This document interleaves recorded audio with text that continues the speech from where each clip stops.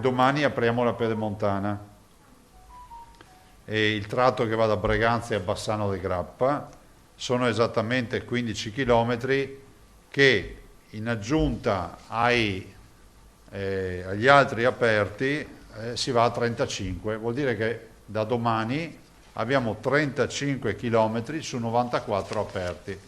È la notizia che a Bassano si attendeva da anni. Il presidente Luca Zaia, nel dare l'annuncio dell'apertura del terzo tratto della superstrada pedemontana veneta, parla di giornata storica, senza però cerimonie ufficiali e tagli del nastro per evitare assembramenti. Stiamo parlando del dimezzamento dei tempi per fare gli stessi spostamenti su viabilità ordinaria, cioè cominciamo a vedere l'effetto. Breganze e Bassano prima erano 25 minuti, oggi sono 10 minuti, anzi da domani saranno 10 minuti. Bassano Malo erano 45 minuti, da domani saranno 17 minuti.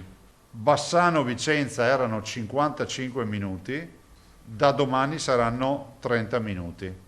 Il nuovo tratto da Breganze a Bassano si aggiunge agli altri due inaugurati a giugno dell'anno scorso, mentre per l'apertura completa della grande infrastruttura si dovrà attendere la primavera del 2021. Causa Covid, spiega Zaia, i cantieri hanno subito un rallentamento che farà slittare di qualche mese il completamento delle opere.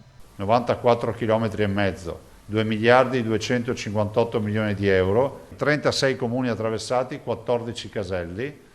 E è un'infrastruttura che va a servire una parte, il cuore produttivo del Veneto, che oggi è privo di queste infrastrutture.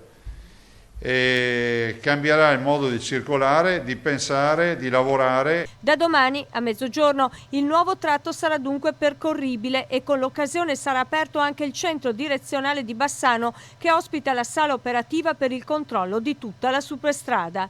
Certo, una data storica che molti cittadini e molte imprese della Pedemontana scriveranno sull'agenda a caratteri cubitali.